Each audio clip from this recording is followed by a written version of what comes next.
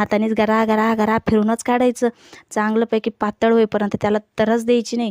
तर हे बघा, हे काय ब्लेंड व्हायचं नाव घेईना. मग घेतलं ब्लेंडर, त्यानं फिरवलं पण त्यांनी काही जमाना. परत हातानेच फिरवलं चांगलं सपा सपा सपा.